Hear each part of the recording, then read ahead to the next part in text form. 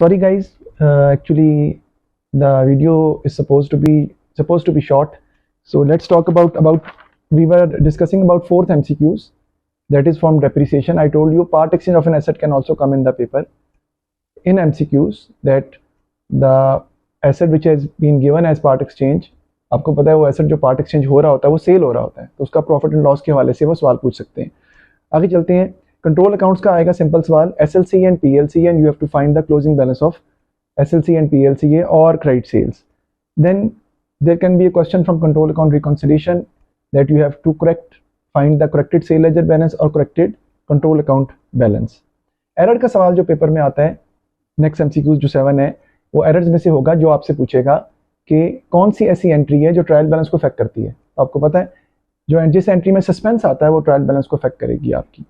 फिर आपका एक्रूअल और प्री पेमेंट का सवाल होगा, एक्सपेंस और इनकम का अकाउंट बनाना होगा और आपको इनकम स्टेटमेंट फिगर फाइंड करनी होगी एक्सपेंस की, या फिर आपको कैश फिगर फाइंड भी करनी आ सकती है।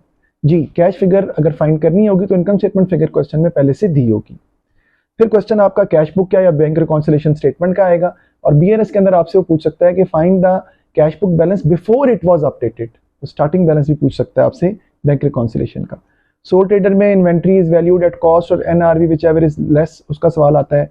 या सोल ट्रेडर में क्वेश्चन आपका आ जाता है प्रॉफिट निकालने का, closing capital plus drawings minus opening capital profit for the year, जैसे कि आपके एएस के पेपर में भी आया था। प्रोविजन फॉर डाउटफुल डेट में आपने ध्यान रखना है कि